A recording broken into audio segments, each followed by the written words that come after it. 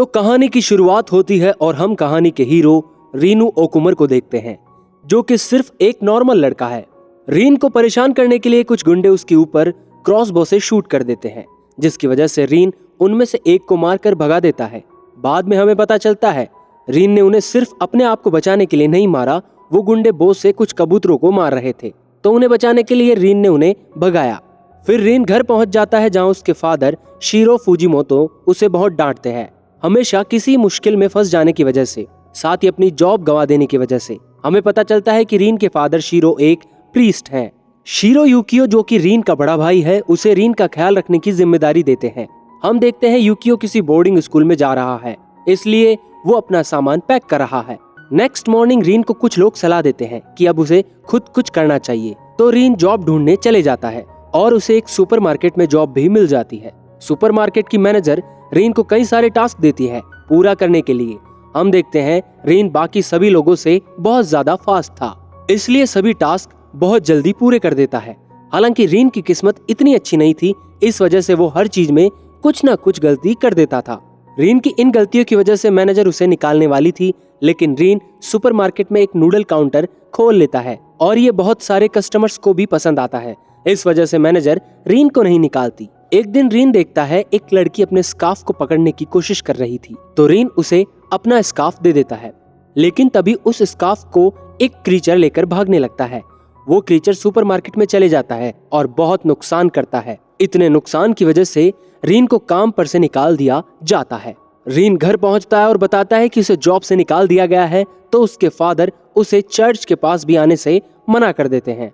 Next day वो गुंडे फिर रीन के पास उससे बदला लेने आए थे और वो अब की बार अपने साथ एक क्रिमिनल रोए के साथ आए थे। वो रीन को गिराते हैं और मारना शुरू कर देते हैं, लेकिन तभी रीन अपनी ब्लू फायर पावर अनलॉक कर लेता है, जिसे देखकर सभी भाग जाते हैं, लेकिन सिर्फ रॉय को छोड़कर।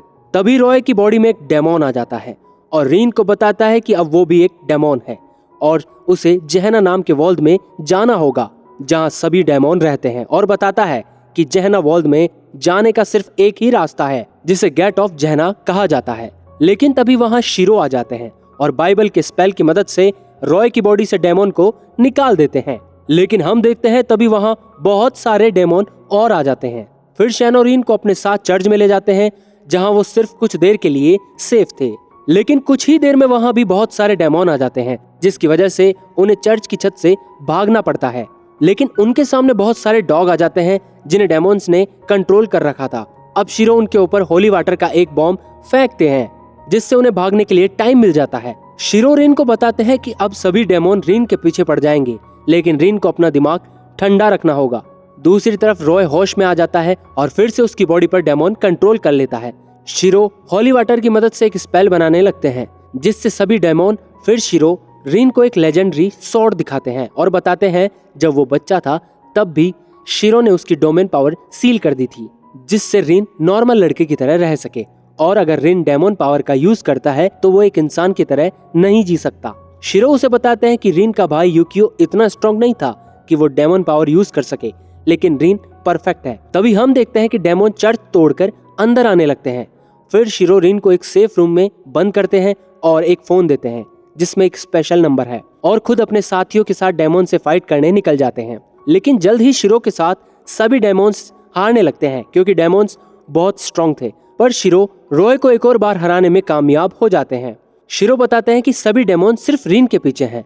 ये सुनकर रीन थोड़ा इमोशनल हो जाता है और उसे ऐसा लगता है कि शीरो उसे भगाना चाहते हैं।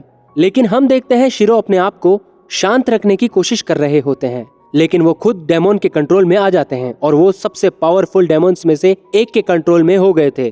फिर शीरो अपना एक हाथ तोड़ते हैं, जिससे वो जहना का गेट खोल देते हैं और रीन को चलने को कहते हैं। रीन अपने आप गेट के अंदर खींचा जा रहा था और वो मदद के लिए चिल्लाने लगता है। तभी शीरो डेमोन के कंट्रोल से निकलने में कामयाब हो जाते हैं और जहना का गेट बंद करने के लिए खुद को खत्म कर लेते हैं। अब रीन अपने फादर का सेक्रीफाइस देखकर रोने लगता है और सभी डेमोन से फाइट करने का डिसाइड करता है। रीन को पता था कि अगर वो अपनी डेमोन पावर यूज करेगा तो कभी इंसान नहीं बन पाएगा, लेकिन फिर भी रीन डेमन पावर एक्टिवेट करता है और हम देखते हैं रीन ट्रांसफर होने लगता है और उसके कान बड़े हो जाते हैं और एक पूंछ भी आ जाती है। साथ ही रीन की पूरी बॉडी ब्लू फ्लेम से घिर जाती है।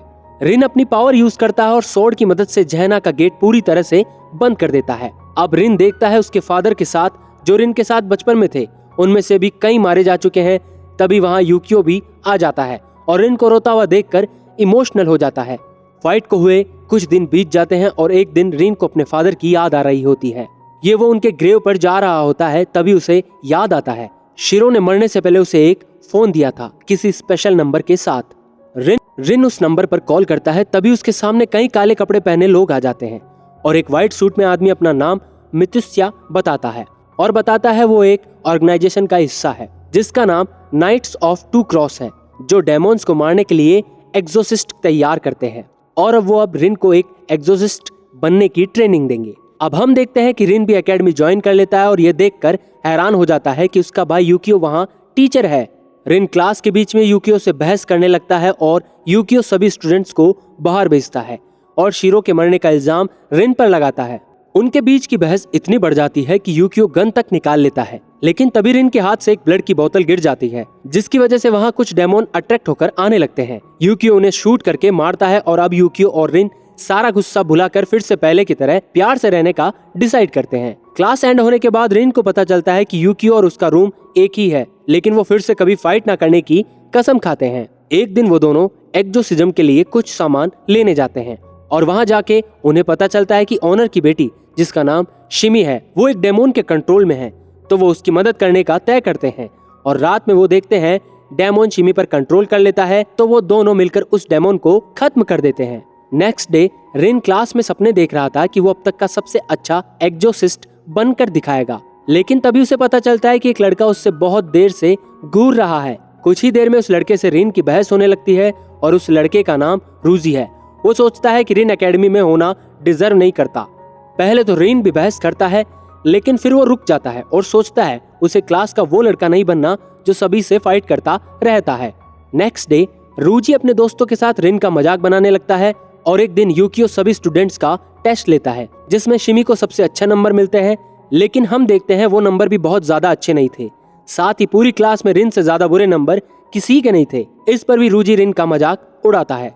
क्लास के बाद यूकियो, शिमी और रिन साथ में बैठकर बात कर रहे होते हैं, लेकिन कुछ ही देर में यूकियो को कुछ काम याद आता है, इसलिए वो चले जाता है। अब रिन और शिमी अकेले बचते हैं। रिन इससे शर्माने लगता है और वो दोनों बात भी करना शुरू कर देते हैं, लेकिन तभी रूजी वहाँ आ जाता है और फिर से रिन को नीचा दिखाने की कोशिश करने लगता है और कहता है रिन शिमी के प्यार में जरूर है। फिर हम देखते हैं कि रिन और रूजी दोनों प्रैक्टिकल ट्रेनिंग कर रहे होते हैं, जिसमें उन्हें एक फ्रॉग डेमोन से भागकर बचना था। रूजी रिन को गिरा देता है, जिससे रिन भी उससे लड़ने लगता है। उन्हें रोकने के लिए ट्रेनर को आना पड़ता है।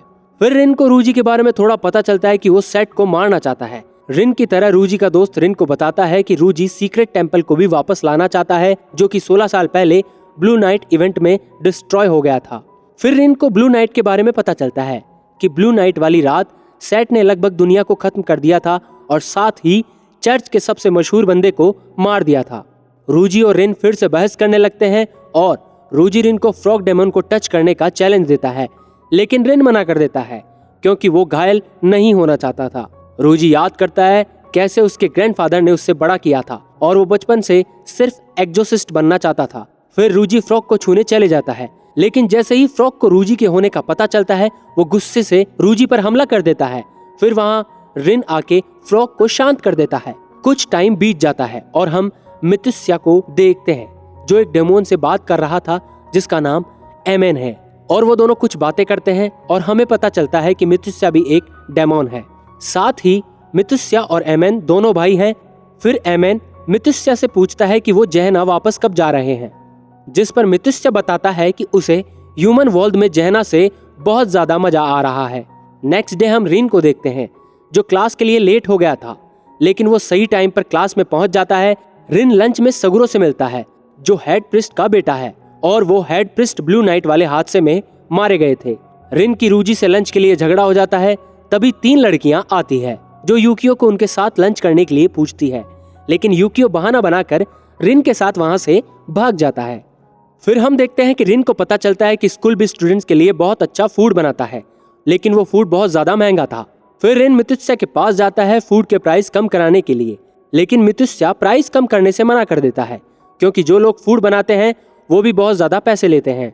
तभी मितिस्या उन्हें कुछ पैसे दे देता है जिससे वो फूड ले सके, लेकिन वो पैसे काफी नहीं थे कि उन दोनों के लिए फूड आ जाए। तो दोनों भाई डिसाइड करते हैं कि वो इन पैसे से वेजिटेबल खरीदेंगे और खुद जाके अपने लिए फूड बनाएंगे।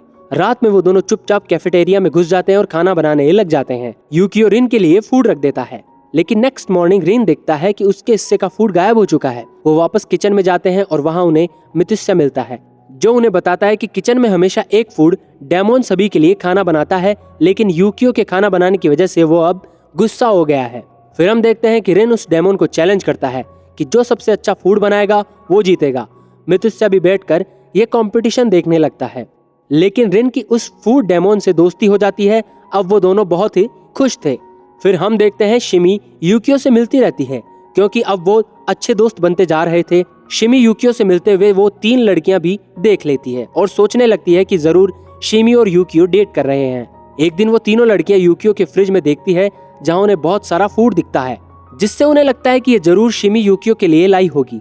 इसलिए वो उस फूड को फेंकने लग जाती है, लेकिन असल में वो फूड डेमोन ने बनाया था। अब वो डेमोन इससे गुस्सा हो जाता है और हम देखते हैं वो उन्हें पकड़ लेता है और रिन और यूकियो भी वहां पहुंचते हैं और वो देखते हैं वो डेमोन उन लड़कियों को जिंदा ही कुक कर रहा है। रिन फूड डेमोन को शांत करता है और यूकियो को समझ आता है कि उन लड़कियों ने ऐसा इस वजह से किया क्योंकि वो उसके लिए खाना लेकर आती थी, लेकिन यूकियो उन्हें इग्नोर करके भाग जाता था, जिसकी वजह से रिन यूकियो को मारता है और उन लड़कियों का लाया हुआ फूड खाने को कहता है। नेक्स्ट डे शिमी बहुत ज्यादा अकेला महसूस कर रही थी। वो कुछ नए फ्रेंड्स बनाने का डिसाइड करती है और वो लड़की इजुमी से मिलती है, जो शिमी की फ्रेंड बनने के लिए मान जाती है। लेकिन हम देखते हैं कि इजुमी सिर्फ शिमी का अपने फायदे के लिए यूज कर रही थी। हालांकि रिन भी ये समझ जाता है कि इजुमी सिर्फ शिमी का फायदा उठा रही है।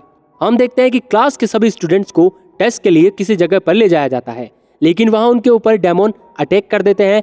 यूकियो और रिन उन डेमोन को भगाने में कामयाब हो जाते हैं। फिर यूकियो बताता है कि उसे किसी काम की वजह से कहीं जाना है। यूकियो के जाने के बाद वो डेमोन वापस आ जाता है, जिससे स्टूडेंट्स के ऊपर पहले अटैक किया था। रिन उस डेमोन से फाइट करता है और फाइट के दौरान रिन को पता चलता है कि असल में उस डेमोन को उनके एक टीचर के द्वारा भेजा गया है, क्योंकि उन्हें पता करना था कि रिन सच में सैटर्न का बेटा भी है या नहीं।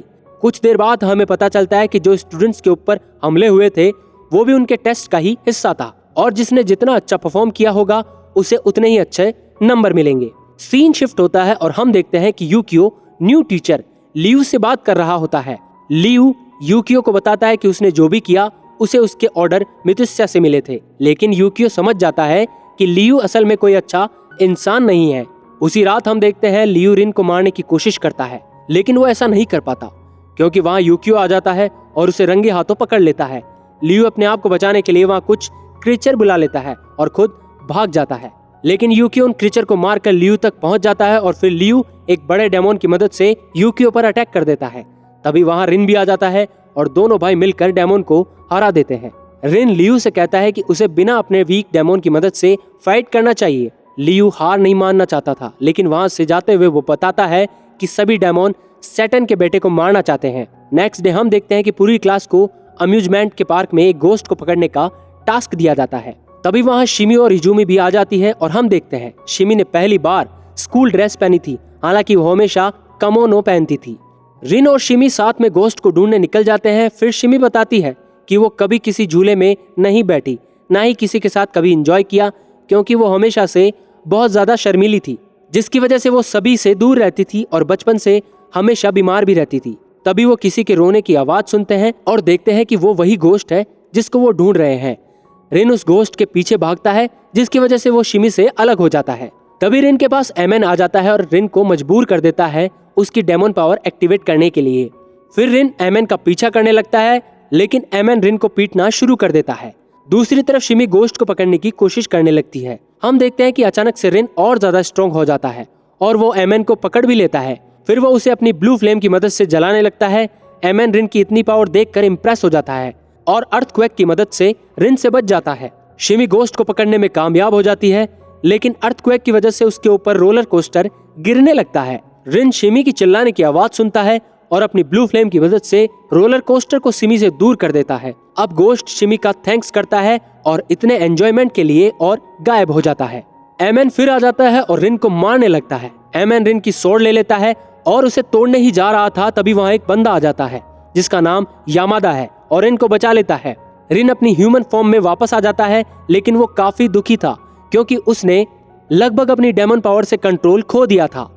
हम देखते हैं कि यामादा असल में एक लड़की है जिसका नाम शुगा है और वो एक हाई लेवल एग्जोसिस्ट है और वो बताती है कि उसका मिशन है रिन को मार देना अगर वो पूरी तरह से डेमोन बन जाए तो। शुगा बताती है कि वो रिन के फादर शिरो को भी जानती थी। फिर शुगा रिन से फाइट करती है और समझ जाती है कि शिरो ने रिन की बहुत अच्छी परवरिश की है, इस वजह से उसे रिन को मारने की जरूरत नहीं है। अब वो रिन को सभी मुश्किलों से प्रोटेक्ट भी करेगी।